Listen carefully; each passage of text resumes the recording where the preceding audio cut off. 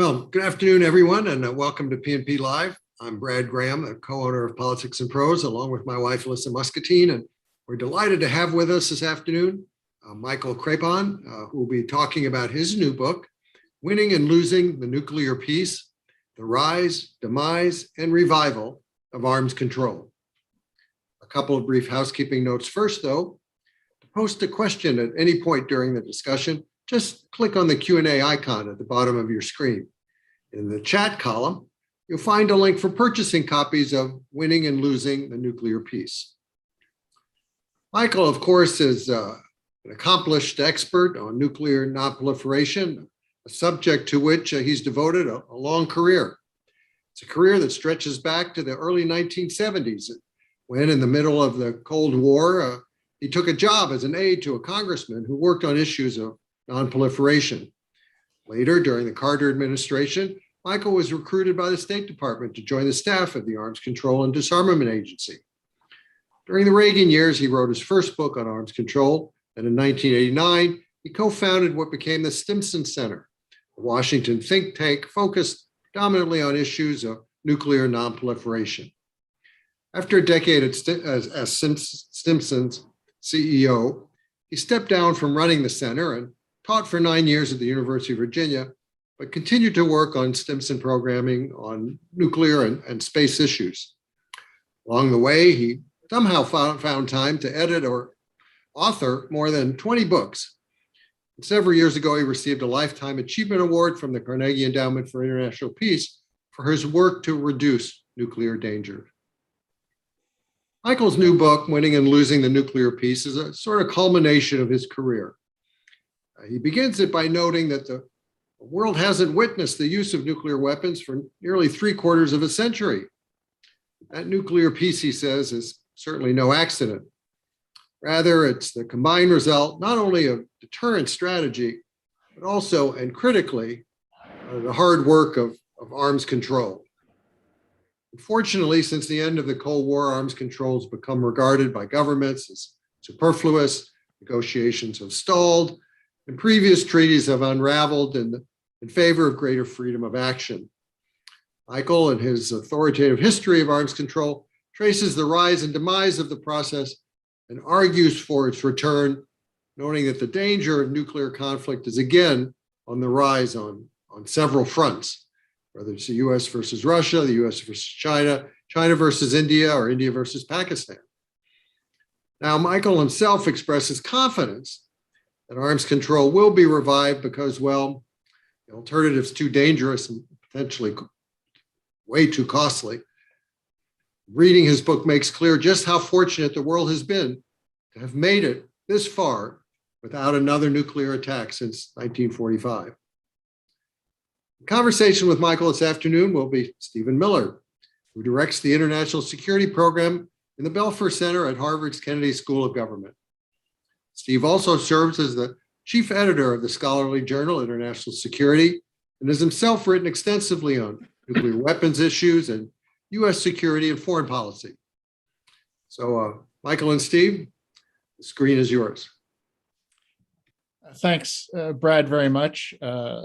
It's my pleasure and privilege to join this conversation with Michael. I've also had the advantage of having had my hands on his book. So I can start out by saying that those of you who are interested in this subject will find that Michael has produced a comprehensive, readable, outstanding account, and one that displays, I would say, a real mastery of a wide sweep. In fact, the entire sweep of nuclear history.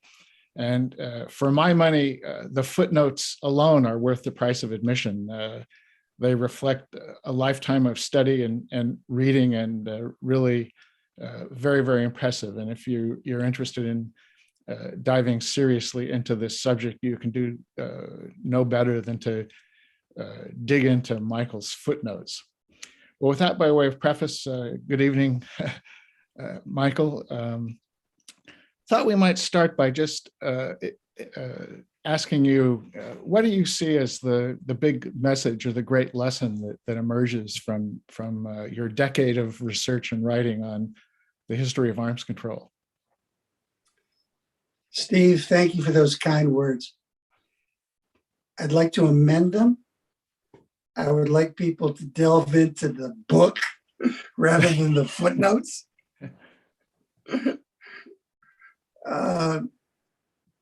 That I have two messages that run through the book. The first message is a cautionary message. And that is that if we rely too deeply on deterrence, we're inviting big trouble. And that if we denigrate arms control, we're inviting big trouble. And that the reason why somehow, some way, actually through tremendous effort, we've gotten through 3/4 of a century without mushroom clouds on battlefields, it's because we have somehow found a way to lash together deterrence and arms control. One without the other is utterly insufficient. Until we can get rid of these weapons, we need them both. So that's one message. The other message is a message of hope, because we're so mired in pessimism. And when people first learned about Hiroshima and Nagasaki, they were absolutely stunned to numbness and pessimism. It was just one wave of anxiety after the next. And no one that I can find on record, no one was brave enough or stupid enough to predict that we could go 3/4 of a century without the bomb being used again in warfare. People expected it. They expected it. And here we are. And I'm asking readers to commit to a story that walks them through just how we managed to succeed. It really took heroic action by many people. Many of them failed. Others succeeded partially. Others succeeded mightily. But here we are. We've made it. And if we've made it this far, we can make it again. We can do this again. Of course, it's going to take hard work. It's going to be another multi-generation buildup of the structure of arms control. But we can do it. It's been done before. I think we can do it again.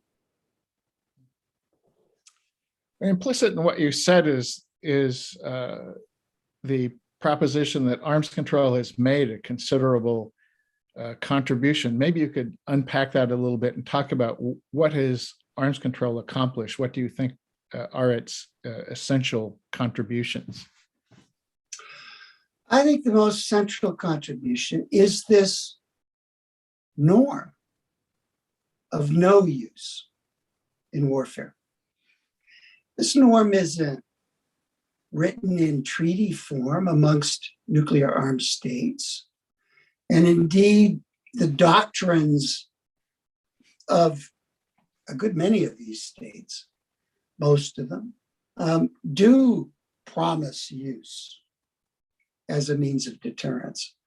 But the bomb hasn't been used. And that is our fundamental building block. It's a huge accomplishment. And we've made it through one crisis after the next. The second major accomplishment is a second norm that's complementary to the first. It's a norm that you don't test these weapons, because every test is like a declaration of military utility, a declaration of deterrence. And there have been almost 2,000 of these tests. since 1945. There have been 400 of them in the atmosphere. And what arms control has done is first it stopped the testing in the atmosphere, which was such an immediate public health hazard. It was a global public health hazard, as well as a tremendous hazard to those who live downwind from test sites. And no nuclear weapon has been tested in the atmosphere since 1980. The last country to do so was China. And a series of agreements constraining nuclear testing culminated in 1996 with a treaty to end all nuclear testing. And we've now gone over 2 decades without any major power or any regional power testing these weapons. That's a huge achievement, even though this particular treaty has not entered into force. Arms control was what we relied on to deal with wretched nuclear excess. In the course of our lives, Steve, over 125,000 of these warheads have been manufactured. And we're now down to Eisenhower administration levels. That didn't happen because of deterrence. Deterrence was what increased these numbers. Arms control reduced them. Arms control produced a treaty that set a norm for nuclear nonproliferation. This too was exceptionally hard work. When the treaty was first entered into force, there were 62 countries, that's all, that agreed to this treaty. Major outliers, including China, France, West Germany. Some of our NATO allies didn't join up right away. Lots of the leading non-aligned states didn't like this treaty at first. Through dint of hard work over generations, this treaty has 190 members. It has 1 dropout and 1 huge test case right now, but it's a success story. Treaties prohibiting the possession, development, use of chemical and biological weapons. This is a major accomplishment. And we obviously focus on the hardest cases, the outliers, and there are outliers. Putin, Bashar al-Assad, they use chemical weapons against political opponents. It's egregious. We can identify them so easily because of these treaties. There are no norm breakers if you don't have norms. I think the most miraculous, really miraculous and heroic work for arms control happened after the Soviet Union dissolved and the Warsaw Pact dissolved. And in the ruins of the former Soviet system, there were 35,000 nuclear weapons and enough fissile material to make twice that number. And the 2 laboratory systems in the United States and the Russian Federation got together and worked together through channels of communication and cooperation that arms control opened up. We haven't had 1 loose nuke or 1 dirty bomb after the Soviet Union collapsed. I find that just remarkable. Deterrence didn't accomplish these things. Arms control did. The story you tell in your book, Michael, is one that has a lot of ups and downs. And even in your earlier comment, you said, it's hard to get progress in arms control. As you look across these decades of history that you've now studied thoroughly, what factors and conditions do you think make it possible for arms control to progress? Is there a constellation of variables that accounts for the upswings in this history? And maybe there's two issues, one bilaterally and one multilaterally. Yeah. But even the multilateral ones, Steve, required tremendous cooperation by the big boys. If the United States and the Soviet Union could get together and get on the same wavelength for a treaty that started to ban nuclear testing, or that a multilateral treaty that tried to prevent nuclear proliferation, we were on a good path, and we could build on that. So that's one condition. It's a huge condition. It's tolerably good relations between competitors that are armed with nuclear weapons. Now they're going to compete. That's what they know how to do. They're going to seek advantage, and they're going to seek to avoid disadvantage.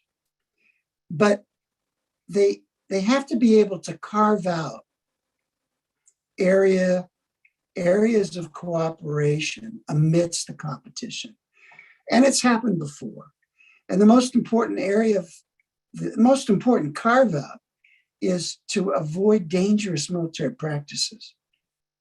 You don't play with fire in particularly sensitive locales.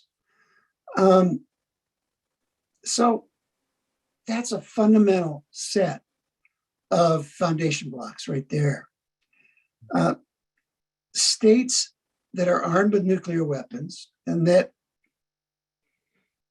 seek to improve their position in the world still need guardrails.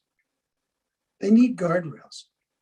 Mm-hmm. And a system without guardrails is a system that invites nuclear danger and even mushroom clouds. Another critical building block for success was and remains the acceptance of national vulnerability.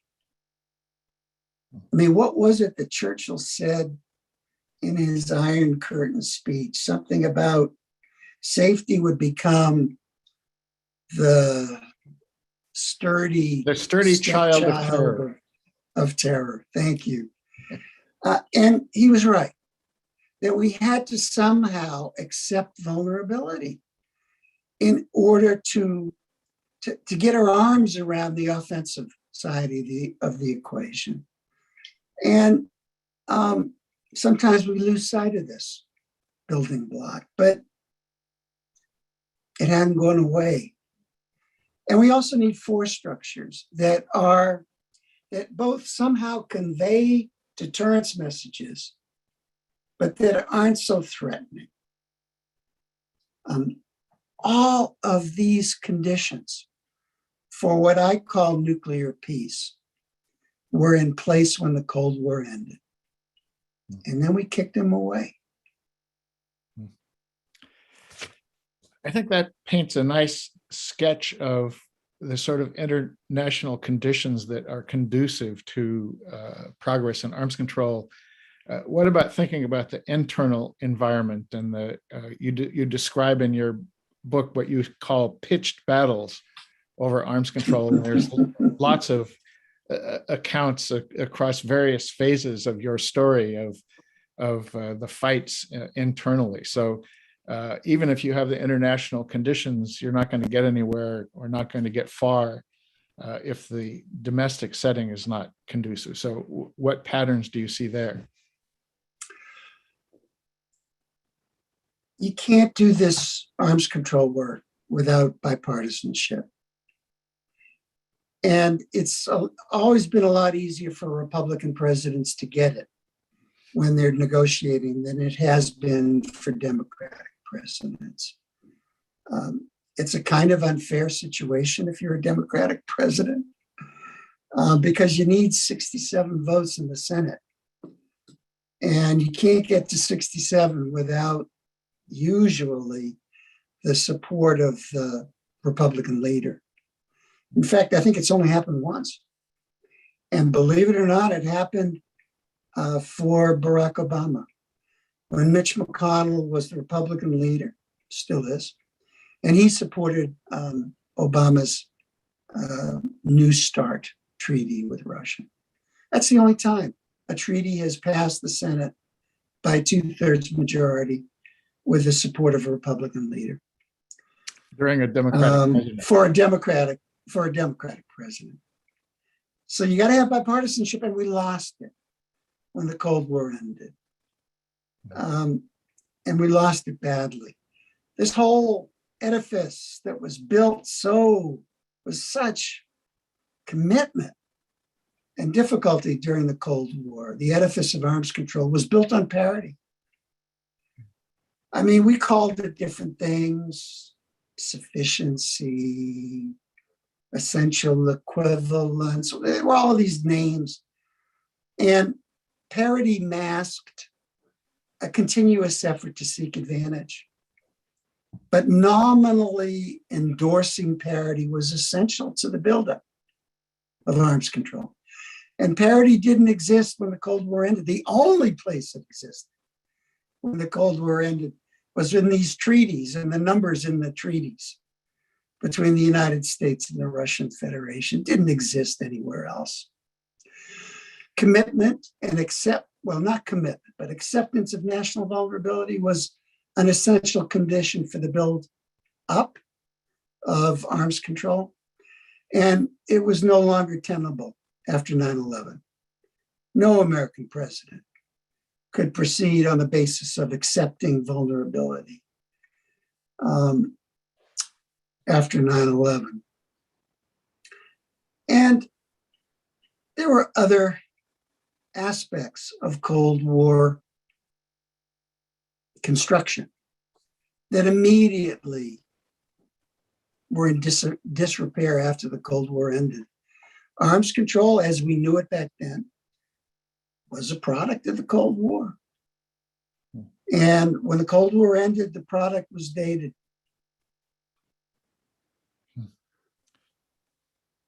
We've been talking a little bit here about, forces, factors, and patterns, but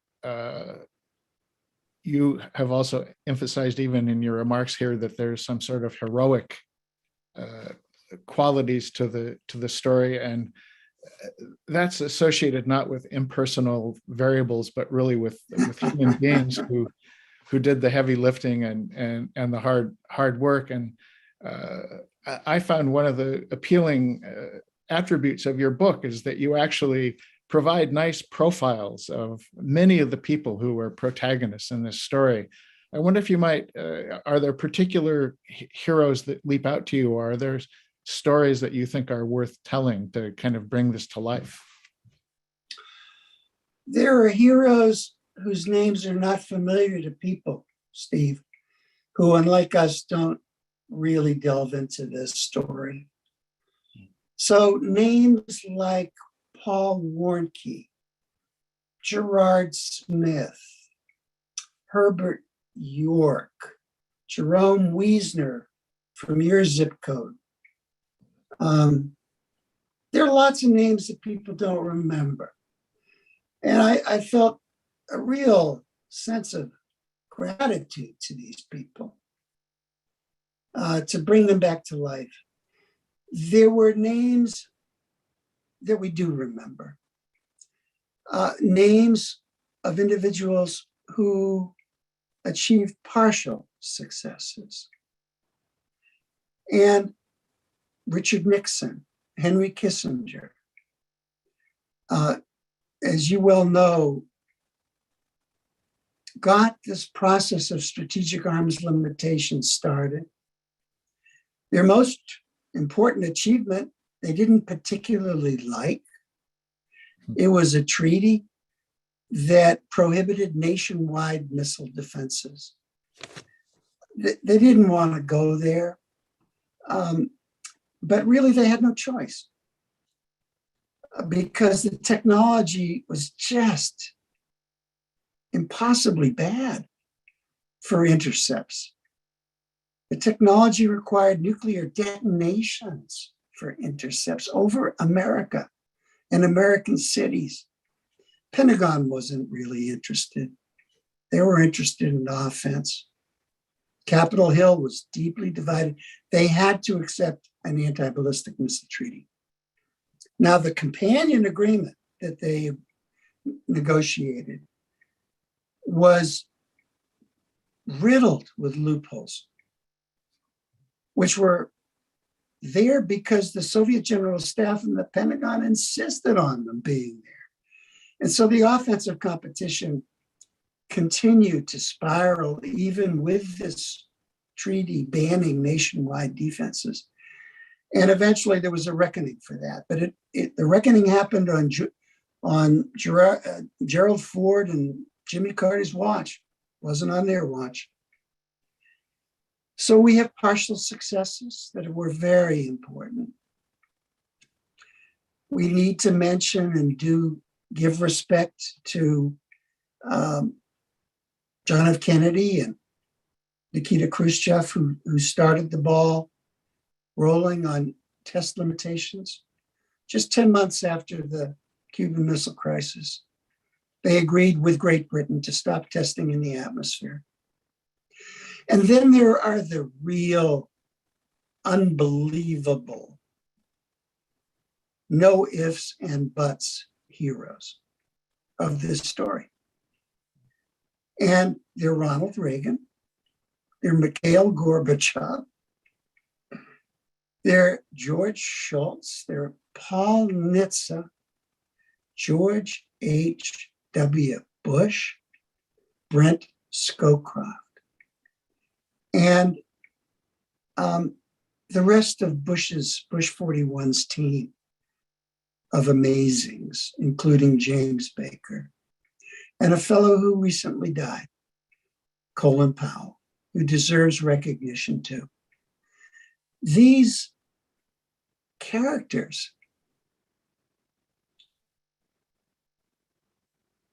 reached heroic achievement. Gorbachev and Reagan broke the back of the nuclear arms race. They were way more alike than we expected. They were both visionaries. They were both abolitionists. They couldn't care about deterrence or orthodoxy, couldn't be bothered. And Reagan and Gorbachev set the table for George H.W. Bush, whose accomplishments in 4 years were just beyond. And when George H.W. Bush left office, he left office with the conditions in place for lasting strategic stability. And then there were a series of individuals who found that these accomplishments to be inconvenient as restraining freedom of action. And one by one, these amazing treaties, almost all of them, were thrown away. Well, in fact, that leads logically to a next question, which is your title talks about rise, but then demise. And essentially, we have a sort of quarter century from 1972 to mid-90s of essentially building the architecture of arms control and all these many dimensions that you've touched on. But we've seen the last couple of decades, which is mostly a story of dismantlement and erosion.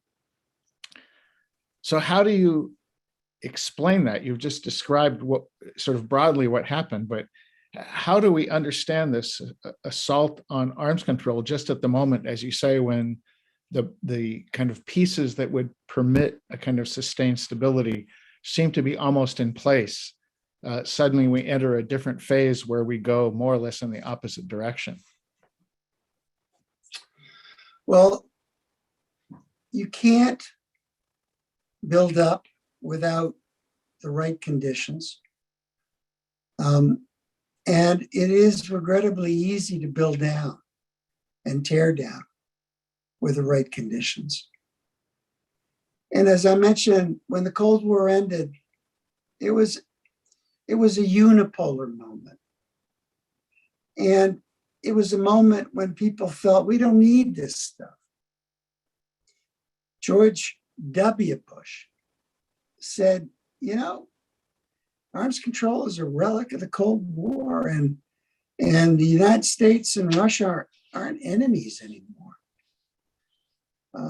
So I'm going to tear down this anti-ballistic missile treaty because there are new missile threats out there. And I don't want to haggle with Moscow over changes to the ABM treaty. I need a clean slate. And when George W. Bush said that, then Putin said, fair enough. I'm going to get rid of your father's second strategic arms reduction treaty. The one that was signed right before he left office, and the one that called on my country to get rid of land-based missiles that carry multiple warheads. That's inconvenient to me now, especially if you're going to pursue ballistic missile defenses. And these land-based missiles, big bruisers that can carry 10 or more warheads, have always been the bane of existence for deterrence strategists. And lo and behold, they're back. And the fabric of arms control started to unravel at a third corner because Putin found the conventional forces in Europe treaty that was also negotiated by Bush 41. That was terribly inconvenient. 40,000 pieces of military equipment were dismantled under this treaty, but it was inconvenient because he had terrorists to fight too in the Caucasus.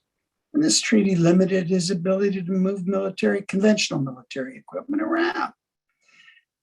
And in less than 10 years, this process of unraveling that started in three corners was there was no place to stop, just as there was no place for NATO expansion to stop. And Putin was collecting grievances. He was collecting grievances from the Balkan Wars and US actions to prevent his Serbian friend from carrying out endless bloodletting.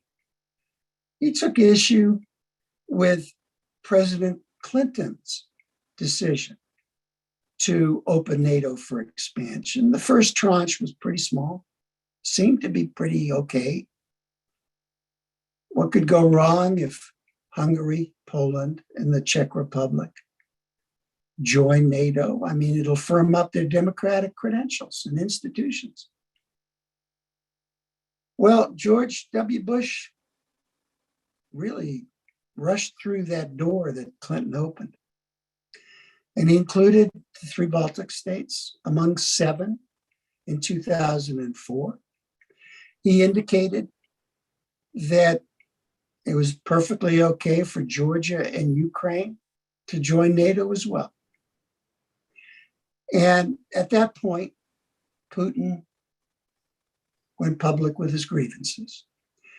And more importantly, he did 3 things that were daggers to arms control.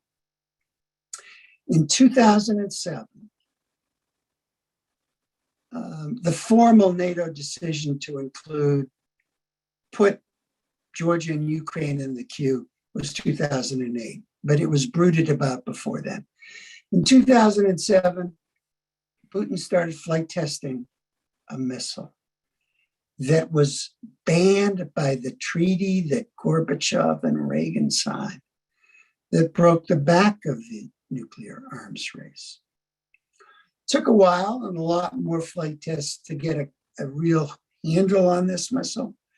It was a material breach of this treaty. Putin didn't care. He could play by his own rules. If Bush wanted to play by his rules, Putin could play by his rules too. And the INF Treaty was mortally wounded. Georgia, well, the Russian army, after the Georgian leadership was suitably provoked, the Russian army headed toward Tbilisi in clear and utter violation of Georgian sovereignty. And then, of course, the chart topper in 2015, when a revolution, a democratic revolution in Ukraine, booted out a terribly corrupt pro-Russian leader. Putin carried out hybrid warfare in eastern Ukraine and Crimea and annexed Crimea. And we're now in serious demise. Well, your book tells both of these stories very well, the story of the rise, the story of the demise, but you actually don't end on a somber note. You end with a more hopeful vision of what might be possible, and also with I think, a message of what is necessary. And this has to do with the revival. So we have the rise, we have the demise, and you close on a note of revival. I was struck in your conclusion by the following sentence, where you wrote, "We will revive arms control because our lives depend on it." That has a kind of vividness to it, which is captivating. But I wonder if we could end our conversation before we turn to the audience questions by having you talk a little bit about how you see this process of revival. What can we do to salvage the kind of prudential elements of the situation? How do we proceed in the Krepon vision of revival? I think we can't end on demise. We need to move that arc upward. And I honestly believe, I'm not trying to convince myself of this, I honestly believe that we have some basic building blocks in place. What are they? This norm of no use on battlefield. I don't care what the words are that come out of the Biden administration's nuclear posture review. The United States is not going to use nuclear weapons first. And any national leader that makes that decision to use nuclear weapons for the first time since Nagasaki is going to go down in infamy in recorded history, if there is recorded history. Nobody wants to go there. So we have the norm of no use on battlefields, 75 years strong. That's in place. We have the norm of no testing to confirm military utility. That's in place. National vulnerability, whether we like it or not, or no matter how much money we spend on national missile defenses, it's not going away for nuclear armed rivals. We have treaty regimes for nonproliferation and biological and chemical weapons that are imperfect, but that are building blocks. So we proceed from there. And I propose that we think about success. And we think about success in a different way. Success happens with grand treaties and treaty signing ceremonies, but I don't see them coming. Success can happen in small ways and in incremental ways. And over time, incremental success can be extremely powerful. So I'm going to ask my readers, and I do ask my readers, to imagine, if they can, a world in which nuclear weapons have not been used in battle, in warfare, for 100 years, to the 100th anniversary of Hiroshima and Nagasaki. I ask my readers to imagine a world in which nuclear weapons have not been tested for almost 50 years, the 100th anniversary of Hiroshima and Nagasaki. And then I ask the question, how useful would nuclear weapons be, regardless of doctrines regarding their use? How useful would nuclear weapons be?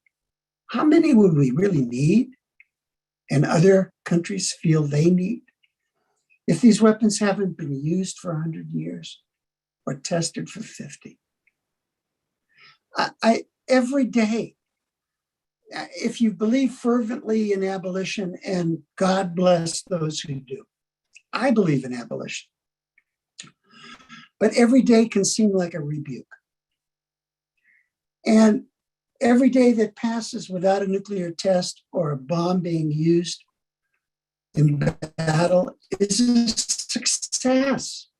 a success we can build on. So I'm asking people to reframe their conception of success. I'm also asking the policy wonks among us, Steve,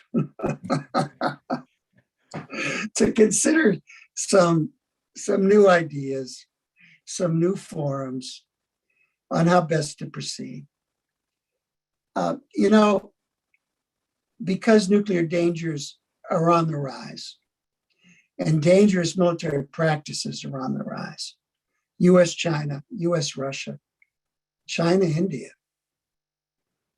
Pakistan. I do believe we need to focus on behavioral arms control rather than the numbers. Numbers are important, but we got to get a handle on behavioral activity. And it's really going to be hard. I think it may actually be easier if there are more people at the table. I think that all four of these nuclear pairs, these rivals, can usefully sit at this table. I would bring Great Britain and France, along with India, Pakistan, the United States, Russia, and China into the mix, because they have so much to add, so much experience. So I would have a 7-nation forum focusing on behavior, codes of conduct, space, cyber, as well as conventional ground, air, and naval forces operating in close proximity. I'd like us to go there. And regrettably, I think we have to begin to do our homework on the numbers and US, China, Russia, trilateral arms control. I believe it's going to have to be informal. People are going to have to get their heads around that, because treaties are not in the cards. But even treaties are being treated as informal documents and subject to being tossed on the trash heap of history. So why not do executive agreements? Great. Well, thank you, Michael. I think we should allocate some time to questions from the audience. There's a few already. If you have a question, please do use the Q&A function at the bottom of your screen. First question has to do with China and its potential readiness to seek genuine arms control agreements. And if there is any sign of Chinese interest, what should be the approach? Maybe you've already answered that with your 7-party forum, but what do you think about China? Well, believe it or not, one sign of Chinese interest to me is the rate of their buildup. I think, and Shah Zukhan, who is a very he's a big deal on arms control matters in China, has said as much, that China can't say no forever to negotiations. And I think the buildup has many reasons behind it, but that's one of the reasons. You and I, Steve, remember that the Soviet Union constructed missile silos to beat the band in the run-up to the strategic arms limitation talks. They were way behind. They didn't want to stay behind, and they kind of anticipated, I think, that the U.S. would propose a freeze when the talks actually belatedly got started. So I see a little bit of that in China as well. That's an indicator to me. Yeah, it's troubling. I'm troubled by it. But I think it's an indicator that negotiations are coming. And the one thing that I learned about China when I was traveling there and talking to people was that China doesn't like to be the odd nation out. It doesn't. China also doesn't like to accept second-class status. It's a very hierarchical oriented place. But if 6 of the 7 countries really want to sit at the table to talk about norms, codes of conduct, rules of the road, guardrails, I think it's going to be hard for China to say no. And I think China will say yes. And that can provide an opening for a 3-nation numbers-oriented approach as well. Great. We have a question about compliance. The issue is, what can governments realistically do to cope with non-compliant parties, particularly without raising the use of force? This has always been an impossible question to answer easily for folks involved in negotiations. There's no treaty, not a one. Even the treaties that we really like, there's not a one that had an enforcement provision attached to it. If you had a grievance, you went to the UN Security Council, where the country you had a grievance against had a veto. So if the non-compliance was marginal, if it wasn't meant to be, if it wasn't purposeful from a national security perspective, it could be fixable. And a number of these compliance concerns were fixable. A number of charges of Soviet cheating were based on preferred US interpretations of treaty text that the Russians never agreed to. And every once in a while, there would be a flagrant case of Soviet noncompliance or Russian noncompliance. And if the leader didn't want to fix it, if the leader felt he had good reason to do it, if the leader felt that he couldn't expect much out of the bilateral relationship or of arms control, it wasn't fixable. And it was up to an American president to decide whether the violation was so central to the object and purpose of the treaty that we didn't have a choice. Now, I believe that Trump was right in leaving the INF Treaty for that reason. But the Soviet General Staff, which wanted the kind of missiles that Gorbachev said no to, and that Putin said yes to. If the Soviet General Staff does something like build a radar in flagrant violation to the anti-ballistic missile treaty, if Moscow had a leader that wanted treaties, wanted improved relations, wanted to prove to the West to take away Russia's enemy image, it could be fixed. And it was fixed.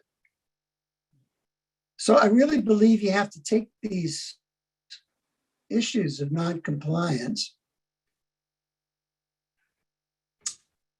one at a time and really look hard at them. What's going on here? Is the evidence valid? Or is it suffused with ideology? If the evidence is valid, how much harm does it do? Is it in our interest to stay with it or to leave?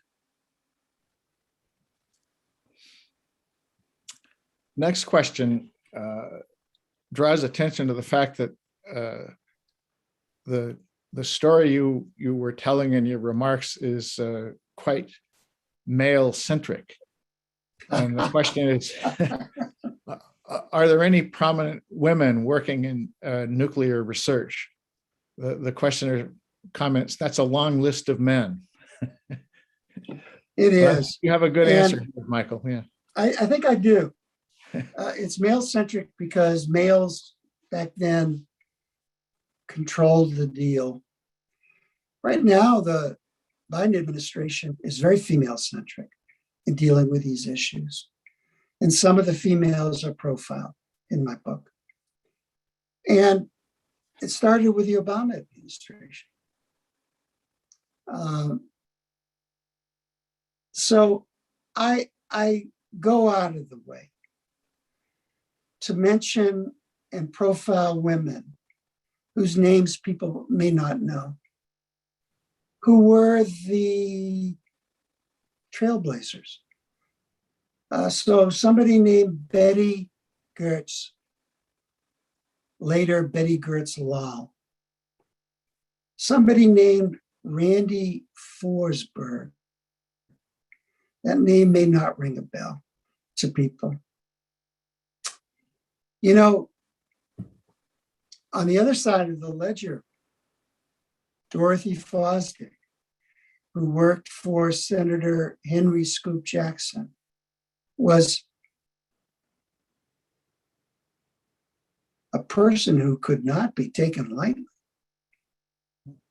She was a serious figure in this field, not pro-arms control, very skeptical. So I've tried. And when women appeared early, there weren't many of them, but when they appeared, they're in this book. And of course, now they're playing central roles. The senior-most person in the State Department who is responsible every day for focusing on arms control is Bonnie Jenkins. She's the Undersecretary of State for Arms Control and Nuclear Proliferation. So in just the way Michael describes, the world has changed dramatically when it comes to gender balance. We only have a small number of minutes left and several questions. Michael, why don't I summarize the questions and you can use the remaining time. One has to do with possible analogies between the gun control issue and the arms control issue, the gun control issue domestically and the difficulties of getting our arms around those two problems. And is there some similarity in the kind of structure of those issues?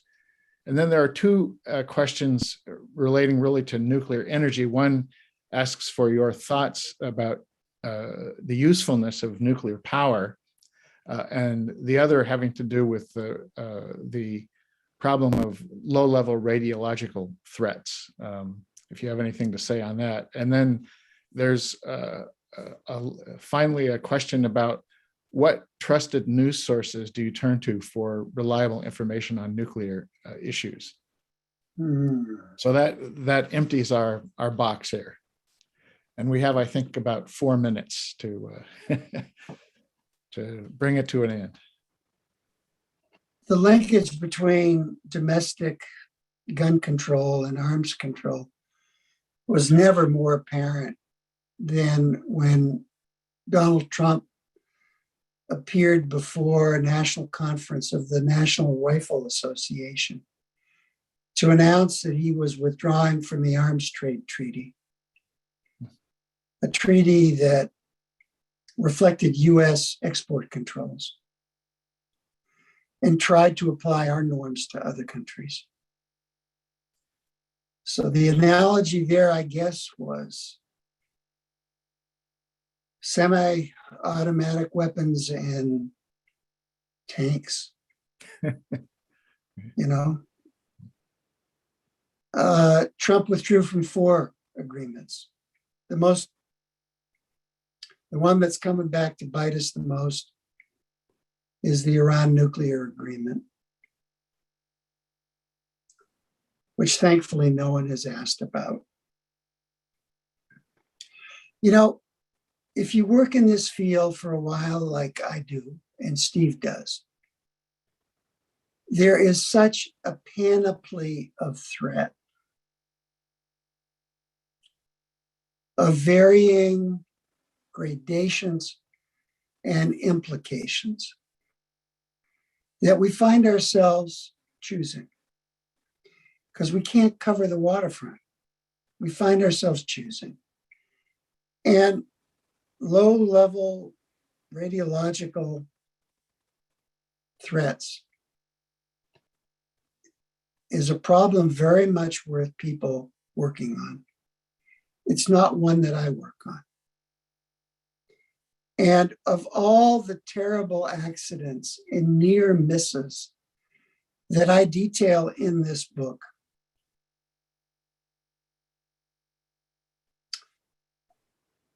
the explosions at nuclear power plants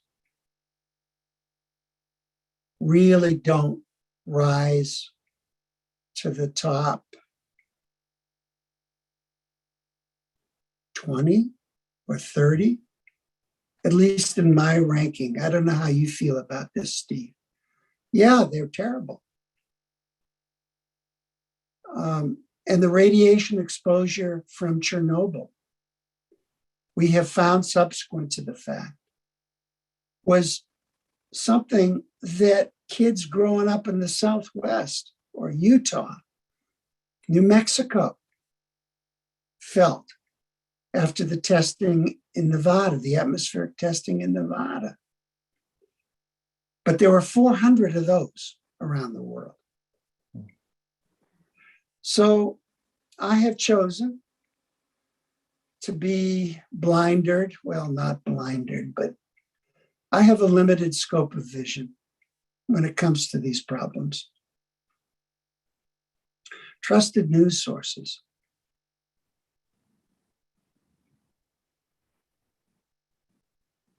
And quickly, because we're running out of time. I still believe in Brad's old paper, the Washington Post, and the New York Times, and the Wall Street Journal has amazing reporting on nuclear issues. We might mention there are some specialized outputs like the Bulletin of Atomic Scientists or Arms Control Today, which are really specialized on these issues and are really fact-oriented. They're not ideological organs. So I think that those would be useful. Thank you for Michael, raising that. Michael, let me offer a final word of congratulations and close by endorsing the text of the book as well as the footnotes.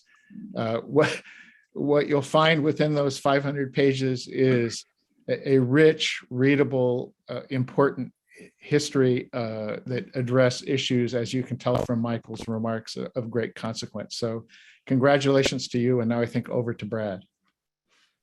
Yeah, great moderating, Steve. And Michael, I also still believe in my old newspaper, the Washington Post. And let's all hope that your optimism about arms control somehow reviving becomes a reality. But in the meantime, we certainly made a compelling case for it to happen by providing a truly comprehensive and very readable account of what arms control heroically managed to achieve during the Cold War. Now I guess it's up to the policy wonks and the politicians. To everyone watching, thanks for tuning in. A reminder that in the chat column, you can find a link for purchasing copies of Winning and Losing, the Nuclear Peace. From all of us here at Politics and Prose, stay well and well read.